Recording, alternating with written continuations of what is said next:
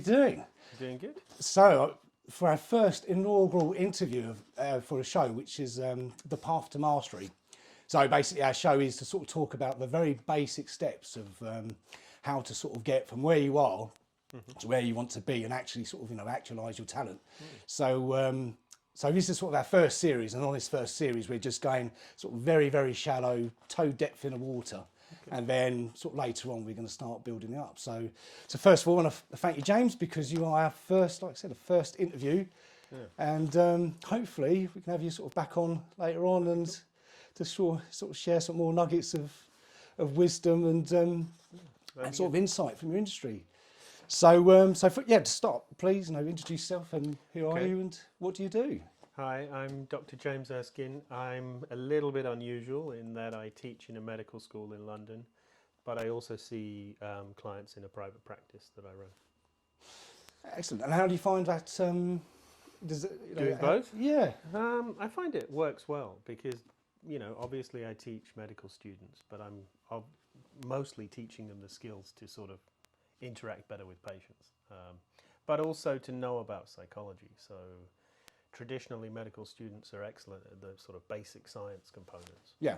But the human interaction components and the sort of putting it together in terms of mental health problems, they're not so good on that. So I think they really need psychological input there. And do you find that sort of, by having your own private practice as well, that helps sort of feed information and sort of keep yourself, sort of very current? Yeah, it helps keep you up to date because you're actively treating conditions as well as discussing them in class. So, yeah, it's not like you're discussing something you learned in a book. You're discussing something you've actually treated, which, they get a much better education. So it's kind of more of an applied sort of teaching. Yeah, it's very applied. You're speaking from a position of knowledge. I've worked in the NHS as well. So, put it all together and I think, it works. It works really well. Okay. And do you have sort of any specialities, or? I'd say my speciality is, it's a very strange one, and I don't quite know how I've got here. But it's people who've tried therapy several times and it hasn't worked for them. Okay. So I've got a bit of a reputation as the last-ditch therapist. So if you've tried several others, and none of them have, they've had improvement, but not sufficient to sort of return to work or to be sort of completely healthy. Yeah. Then often I'll get a referral and they'll say, right, try this guy. Okay. Which is, it's an unusual one, but I regularly get lots of clients who've tried, not just therapists, but they've tried medical professionals, psychiatrists. Nothing's worked. They then come to me and we sometimes get some movement, which is, most of the time actually. Yeah. Yeah, so I suppose really, the difficult cases where I suppose like for example rehab and places like that where they may not fit into sort of just a standard alcoholic. Yeah. It's the ones who tend to fall out of that. Is that where? And I guess it's also because medicine and psychology and psychiatry tend to treat people quite, sounds horrible, but formulaically. Yeah. So it's this problem, therefore we use this. Whereas I'm a little bit different in that I kind of treat people quite differently. Yeah. And a lot of them tend to get better because of that. So it's quite different to what they expect. Okay. Just out of curiosity, what's sort of the main differences you see compared to maybe the traditional approaches? Well, I guess I trained as an existential psychotherapist, which is quite different. So we would focus much more on the person. So seeing them as a whole human being, not, people come and say, I'm depressed. And I say, good to meet you, depression. Right? Yeah. They're not depressed. They have a label that is depression. Maybe they suffer from depression, but they're a person first and foremost. So my approach would be, meet the person, not the disease. But it's amazing how many sort of clients and patients want to see themselves as a label. And a lot of it is getting away from that and helping them to see that, well, you're a human being first, right?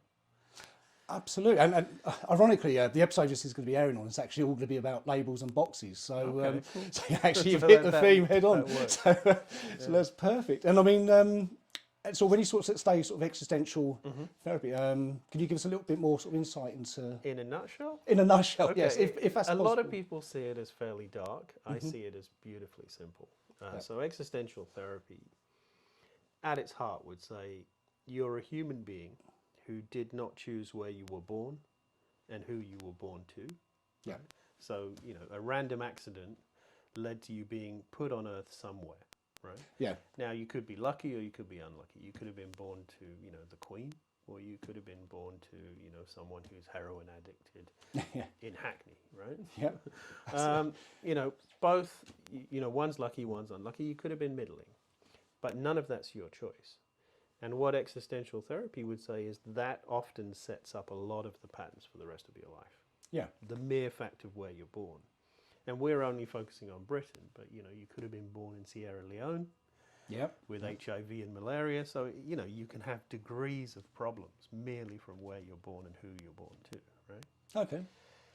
Then existential therapy says something like, well, you know, you're here anyway.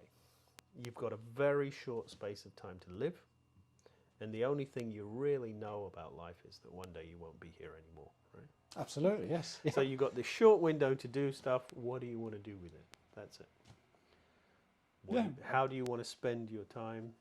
Perhaps more usefully than, you know. So it's kind of accepting where you are and actually sort of being able to see that actually you can sort of do anything with it. Well, it's very much accepting reality. Yeah. And then molding reality to your sort of character and what you want to do with the time you have. And but it doesn't sort of ignore the fact you can have certain issues that would prevent you from maybe reaching your potential. But it would work with them and say, okay, how can we overcome these issues so you can get the maximum out of this short window of life you've got?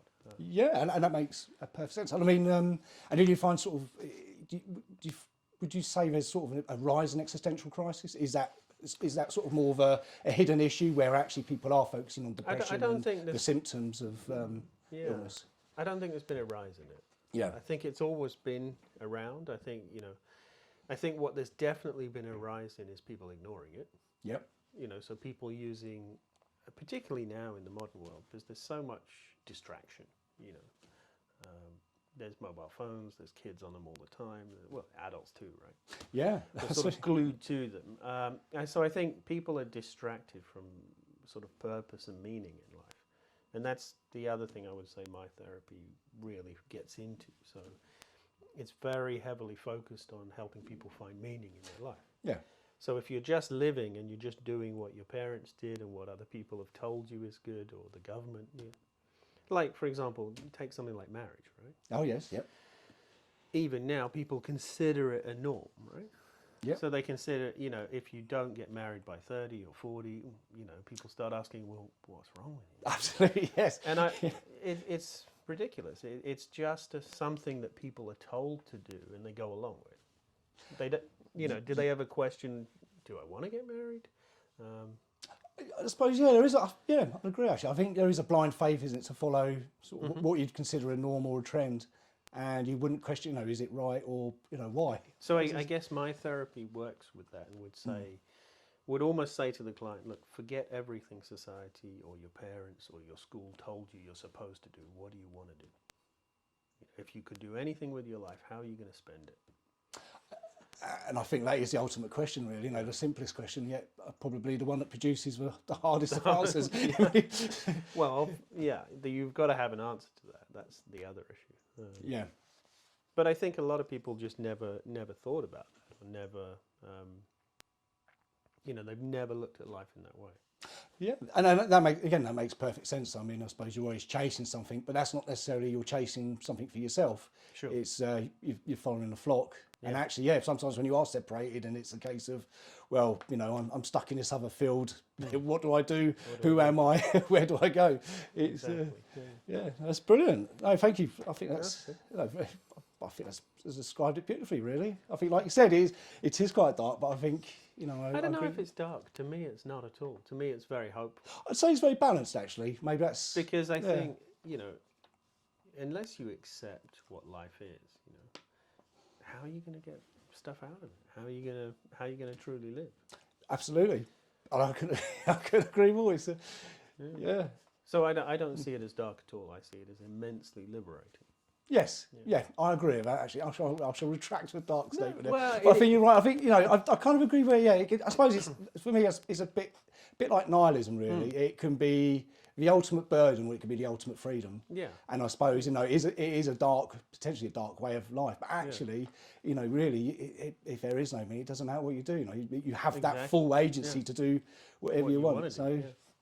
that's brilliant. So I suppose really. A question really is obviously you're on the sort of the front of this, but actually from people within the industry, how have they been coping? How have yourself been coping throughout the lockdown? Because obviously everybody probably see you as some sort of robot almost, that I can handle anything. But Well, I think that was it. It was interesting for me because during the first lockdown, I quickly noticed I wasn't doing good myself. Yeah. So let me put that in context. I was functional. So I was still working. I was doing everything I'm supposed to do, keeping going with life. But I was getting sort of crabby, not happy. I would say my mood was dipping. Yeah. So it was quite interesting. And I had to, at one point, I never considered stopping doing what I'm doing, but I considered, okay, what can I do? I'm dipping. And I have this strange... I see it as strange because most people don't do it, but it's actually probably not strange at all. Yeah. But I check in with myself every day and say, look, James, how are you doing?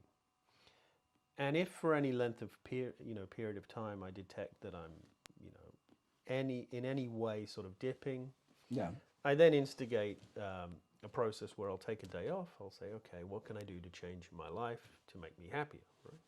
So I started, remember we got let out for 1 hour a day. Yeah. I started saying I'm going to walk the whole hour. I'm going to get some exercise. I'm going to see something. Okay, I don't meet anyone, so, no risk of transmission.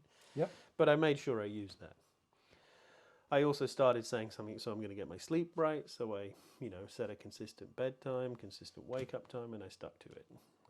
Then I focused on starting some exercises, because the gyms were closed. So and I also focused on changing my diet slightly, and together it was fine then. I also instigated some social stuff, so I made sure I called friends more, did the Skype thing with friends, and it all worked. But it was interesting that initially, before thinking at all about clients and other people, I had to think, okay, how do I make sure I don't go down in this? And that sounds extremely sort of sensible, really. And I suppose really it's actually having that honest dialogue with yourself, and sort of acknowledging something's not quite right, and actually. I think the other side of it, which is interesting to a lot of people, and I do this a lot with clients. So I encourage clients to see that sort of negative emotions are completely normal. The fact we even call them negative is insane, right? Yeah. So, whatever I'm feeling, I accept it. And I encourage my clients to do the same. So if you're feeling off one day, don't immediately assume there's something wrong with you. Maybe you're just feeling off, right? And that's, again, I think that's, extremely sensible, because I suppose, with the sort of well-being trends, really, it's, battle everything with overwhelming positivity, where actually without the negative, you can't really have a positive. So again, you're sort of throwing the balance off, well, in and fact, maybe, sort of being pseudo-happy, I suppose, is to maybe sort of think of it that way. But it actually drives me mad, because I think we've reached a position in life now where particularly younger people that I meet and I have as clients, they've almost got this mindset where, if for any length of time, like 15 minutes, they feel a certain thing they label negative, they think there's something wrong with them and they want to get diagnosed. And I'm like, look, you're feeling crappy, come back and see me if you're feeling that way for 6 months. You've had 6 minutes of it. 6 minutes is fine. We all go through that. And I suppose actually that ties it back with the existentialism, really. Is the point, are you chasing something what society says, which is, you have to be happy, you have to be positive, smile all the time, when actually we never really say it's fine to be unhappy. There's no difference. We also don't allow other people that. Yeah. I often use with clients the example that you come down to breakfast, right? And if you're miserable, other people immediately rally round and try and change that. Yes. But they never just allow you to be miserable and accept you in your miserable state. Well, that might get them a lot further, right? And I suppose maybe in some respects it's because they feel uncomfortable. Sure. So they want to make sure that nothing destroys their mood. So it's kind of, again, it's of course, we'll bully you into being positive. But you even said it there. Destroys their mood. Why is just because you feel off? Why is that destructive? See, yeah, that's very true. Yeah. And the other side of it is some of the best moments of my life have been pretty dark. Yeah. Like one of the best. I never forget this. The best moment of my life. I'd broken up with this girl. Yeah. And I had a 3-hour drive home, and I put on a CD of breakup songs. Yeah. And I drove like a demon. I kept within the speed limit, but I had the windows open. It was a sunny day. One of my best memories. And I would not say I was happy. I was, angry. I was sad. I was off. But it was still to this day one of my best memories. And I think, and actually I see the beauty in it. I think, yes. And actually, I suppose, I suppose I could sort of draw my own example sometimes where I've had sort of, deeply spiritual experience actually from, I said, sort of, having the right music, sort of being on a drive and just being with your thoughts and actually you come out of it and ironically you sort of appreciate things differently or it gives you, so. Well, it's the simplest way of seeing it is there's beauty in all experience. Yeah. Oh, that makes, I totally agree. I think that's a really good way of looking at it. And I mean, and sort of, for people, could you sort of give them any sort of hints or tips? I know you're probably against giving advice in many respects. Well, no, not at all. I guess I think people are getting into mindfulness meditation. Yeah. Now, I'm not against it. I used to be merely because of the faddish nature of it and how everyone latches onto something. But there is something in mindfulness that's useful. Yeah. Which is the acceptance of your thoughts. Yeah. So you notice thoughts, you accept them and you let them go, right? Yeah. And you don't attempt to change them. I think what people miss is do the same with emotion, right?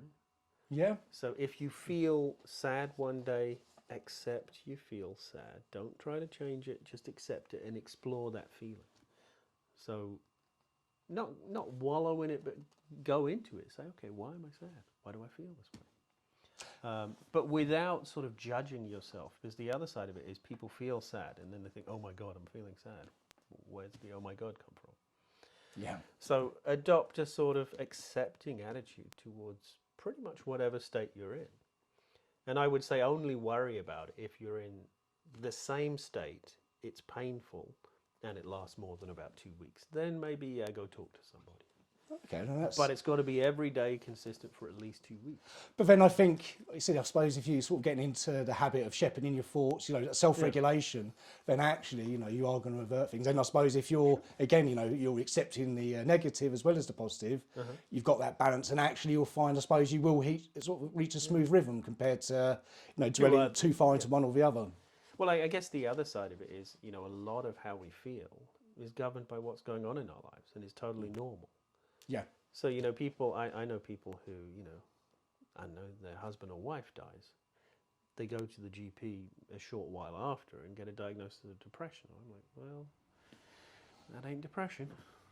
Yes. That's kind of normal human experience, right? Yeah.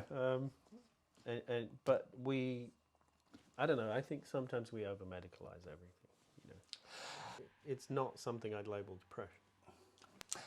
Absolutely. And I suppose, really, do you find a lot of people self-diagnosing, or do you find, again, it's coming from, sort of medical practitioners who necessarily don't know much about psychology, so it's going through a guide and... Yeah, it's a mix. I'd say self-diagnosis has definitely increased thanks to the internet. You get a lot of people who say, I'm this, I'm that, I'm that. Yeah. And I say, well, hold on, let's find out. Let's explore. Let's not be too hasty. You get people who've come with diagnoses from GPs, and they're okay. Yeah. But I'm not, not in every case would I agree. But it's specialty. It's like everything in life. If you're specialised in mental health, you're going to be more accurate than someone who's a GP because they're specialised in everything. And I suppose again, it's and obviously you're going to be a hell of a lot more specialised than somebody going. Yep, I've got this and got this, so then therefore I must have that. Where actually, again, they don't know how to necessarily interpret the guides or the information. And I think a lot of people, the problem now is there's so much information online. Yeah. And a lot of it's terrible. You know, like, I mean, if you look on YouTube, you'd think everyone's got borderline personality disorder, right? It's the big Absolutely. buzzword. Absolutely, yeah. But actually, you know, you're looking at, you know, well under 5% of people. So, you know, how do you get something, everyone's so quick to say, oh, they've got a personality disorder. Well, you're talking about 5% of the world. And again, do you think it's, you know, by picking a sort of a label or, you know, putting yourself into a box, actually it gives you a license to almost say, well, I can't really go out and do things, or, you know, you kind of sort of... You like mean I said, handicapping yourself almost, or holding yeah, yourself not being yourself. back? So again, you know, you can sort of be more resistant to criticism because actually, you know, don't pick on me, or, you know, don't, you know, I can't get involved in life because actually this is going to hold me back. And I'd say what's definitely grown, which is a mystery to me, really, Yeah. is the desire to have a diagnosis, yeah, and the desire to, in all spheres of life, and that's strange to me because, you know, the way I work is very much top down. So I'm working, you're a human first. yeah, No diagnoses. Now let's just explore you as a person and see what comes out. yeah. Yeah, and I suppose in a weird way, you never see the diagnosis of actually being somebody who is balanced. And maybe, again, that's, you know, it's, I suppose... Well, it's like, it always amuses me, but it's like people who believe in past lives, right? They're Yeah. always someone famous. You know, you never get someone who thinks they're a road worker from Wakefield, right? Yes. you get people thinking they're Napoleon, that, you know, oh, I was Christ, I was Buddha, but you never get the road worker from Wakefield. You know, I want to see them, right? Yes. People always sort of aggrandize themselves. They never sort of go down. And it's really interesting. It's the same with schizophrenia. You know, when people with schizophrenia, you know, imagine there's someone else, it's always someone famous. It's always someone important. Oh, it is interesting. Yeah, I mean... And it's always surprised me, like, how come you don't, you know, you don't think you're a gardener? You know, you don't. I think I'd be one of those people who would probably end up with Betty from Grimsby myself. I think, you know, the sort of famous cat lady. Oh, there you go, famous cat lady. Yeah, I did aggrandise it a bit, but that'd be more interesting. yeah, I think, and actually it'd be more relatable. And I suppose actually, you know, again, you're setting expectation. I think there's a lot more realistic than trying to be like you said, like Napoleon or you know, sort of. But I think that's part of it. I think there's a move now, particularly in the society we built now, to believe you're important. Yeah. And that's something that I don't believe. You know, I think human beings, we're kind of just human beings, right? Of course, our own life is important to us. Yeah. But in the grand scheme of things, none of us are that important, right? Oh, I totally agree, and I think I would like to see a big movement towards actually embracing mediocrity. Unimportance, yeah. Because I mean, you know, because you know, if somebody says special, I think, you know, the Stephen Hawkins of the world, you know, the people who you know, really are at such a level that you never would be able to even comprehend, you know, a percentage of knowledge, where actually you can still be a special person, but in the sphere of mediocrity. You know, you can still somebody who impacts people's lives. You can, you know, again. Well, the question that always bugs me is where did this notion that everyone has to be special come from? Right, it's very strange. You know, I believe every human is valuable. Yeah. But you know, we're just human beings. Right? And actually, I'm going to quote was that film, the cartoon film about the superheroes. Which one is that? I think, was it called Expendables? No, not Expendables, but I can't remember. It was one with a sort of superhero family, and superheroes have been banned, and you know, sort of one of them got back into it. Yeah.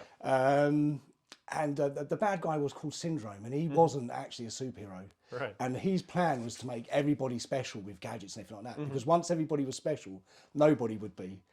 And I think in a weird way, we are kind of seeing that really, where actually the term is so diluted. I mean, it's a bit like, you know, I think celebrity in many respects, you know, where in the past it used to be, you know, these big Hollywood stars, you know, the Humphrey Bogarts, you know, the Hetty Lamars and things like that. And actually, you know, now it's just, you know, anyone can pick up a camera and be a star. It's, you know, but are they actually star? Are they really that level, or? Yeah, well, I guess but it's part of that movement for everyone to want to feel special. Yeah. And I'm not sure that's healthy. Yeah, and I mean, I suppose that, thinking of depression and everything, I mean, I suppose that's probably a fast route to it, because actually, if you can't meet an expectation of being special, then how? Well, you get a label that offers you a way out. Yeah, While saving face, right? yes. But I just don't. I think that my problem with it all is just the whole. It's circular, right? Yeah. If you can't compete, you need some disorder. Well, why? And is it because there is this fear of failure? Failure is not a sort of societally acceptable thing, where you only ever see people really talking about, yep, I've done something and I'm successful. Buy a book or follow these steps. Where actually you don't hear people say, well, I did 99 things that went wrong. I did one thing and it actually worked out, and even that was a fluke. But I think a lot of life is random. A lot of things are random. Whether you succeed or fail is not only based on yourself, right? And I think people are uncomfortable with that. Yes. So there's this movement towards always trying to be better and faster. And you get these crazy Instagram memes. I wake up at 5 a.m. and I start exercising. I then drink green juice. And, in a way, it drives me mad, because it's sort of infecting people with the idea that that's a normal way to live, and it's not. And that is true. And I've got to admit, I mean, there's been times when I've woken up at 5 a.m. and I've felt on top of the world. It's brilliant. And there's other times when I just think I'm back to bed, because I'm skipping it. Yeah. And again, it's just, I think, isn't it? It's just accepting, the ups and the downs. Actually, sometimes you can't. And it's just having that honest dialogue, like what you're sort of saying about, during lockdown. But also, I guess failure is a normal experience as well, right? Absolutely. So we will all fail, and I would say the more times you fail and the more comfortable you become with failing, the better. As long as you learn from it, right? You fail, you don't just go, yeah, great, I failed, right? Yeah. You notice that you failed, and you accept that you failed, and you think, okay, what can I learn from it? How can I improve? But failure is a completely normal, healthy experience. It's not something we should be afraid of and shun. No, absolutely, and I guess it's just one of those things that is not trendy, and it's And I suppose in a bizarre way, I suppose, that again, I suppose it's with a lot of trends in it. You see where it is this very unhealthy, really sort of reverse view, where actually you do the reverse of what is normal and healthy, and then some reason it should work out, where actually. But if you think about it, failure is the way we learn, right? The first time. I mean, obviously, when I trained as a therapist, right, you don't train, you don't immediately get let loose on a client. Right? Yep. you train with other people on your course, right? You Yeah. pretend to be therapist and client, and the first times I was rubbish. Right? Of course you are. Everyone's rubbish. But then you get feedback. Someone says, "Well, you might want to try that a little differently." That's how you learn, right? Yeah, absolutely. So if you didn't fail, we would know nothing. And again, I suppose it's this perception. And like you said, I suppose you don't sort of turn up the class for a couple of years. You suddenly get issued with some elbow patches and a pipe, and that's it. You're and a corduroy jacket. Right? You're sort of Freudian or whatever. Straight away, it doesn't work like that. Yeah. Oh, brilliant! But the person you become in life is often as a result of failure, right? Yes, and the ability to fail and come back, I would see as far more something to be respected than someone who's never failed. And actually, I think there's a certain stoicism to that as well. I think again, I think that's something that's sort of fallen a bit at the wayside, really, and been replaced by this sort of quick fix, instant 5 steps to success stuff. Where actually stoicism is that sort of accepted failure and actually turning it into a strength. Yeah, and I think everyone now wants sort of everything sort of soundbitey. They want 1 step to success. They want 3 steps to success. They don't want to learn that actually, it's a process of millions of failures, small ones, learning from them and then accruing knowledge and sort of money and wealth, if you want that, over time. They don't want to know that. So what's your 5 steps to success? But I mean, actually, I suppose. I mean, obviously not going to go down that, but I suppose if we're going to picture sort of just a couple of things really to initially work on, somebody to really sort of start on their journey. But is there for themselves? Yeah, for themselves. Yeah. Absolutely take stock of where you are now. Yep. Honestly, ruthlessly honestly, and accept where you are. Yep. you know, and when I say accept, I mean accept the emotions you have, accept the thoughts you currently have, accept the state of your life currently, Yeah. good, bad, whatever it is. Unless you do that, you know, you can't move anywhere. You know, it's like that joke when there's a guy who's lost and he asks someone directions, and the guy said, "I wouldn't start from here." You know, if you don't like where you start and you're ignoring it, Yeah. you can't make any movement, right? And again, that just really sort of, I think, ties massively again into existentialism. It's, you know, accepting how you got to where you are. Accepting where you are, yeah. And then I guess the second part is working out, okay, how do I want to be? Who do I want to be? How would I like my life to look? And particularly, I would say, and this is the sort of controversial aspect of it, I would try and not listen to the voice of society, of school, of parents, of even your partner, right? What other people want for you. I would initially start from what you want for you, and then work back to, okay, you know, how do I integrate this with the life I have, with the people I love, right? So I can't just always do what I want, right? Otherwise I'd have no friends, no family. Yes. But you can work out what you want first, or what would give you most meaning, and then work out a way of living with others and getting some of that. Beautiful. I think, yeah, it's sound advice, really. I mean, no, absolutely. I think it'd be a fool to disagree.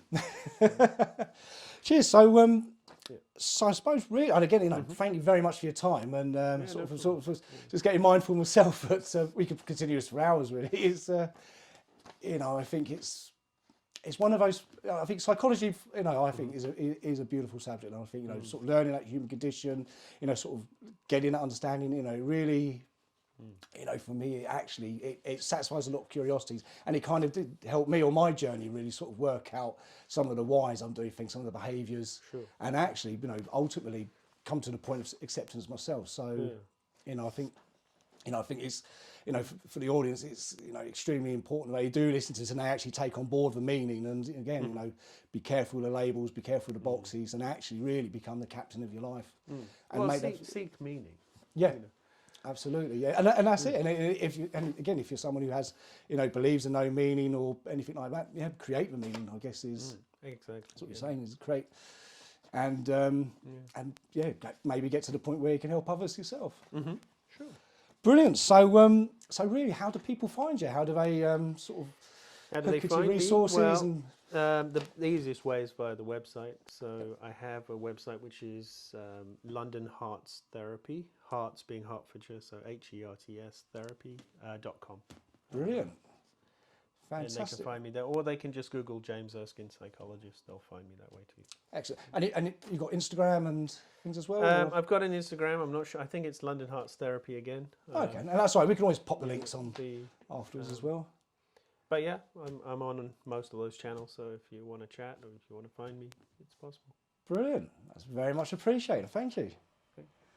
Cheers. Dr James, you can find him via his website, which is www.londonheartstherapy.com, and that's hearts as in the short for Hertfordshire. So it's www.londonheartstherapy.com, and you can also find him on Instagram and Facebook at London Hearts Therapy. To find out more about the Academy of Self-Actualisation, you can find us on the web on www.academyofself.org, on Facebook at the Academy of Self, and on Instagram, Academy of Self.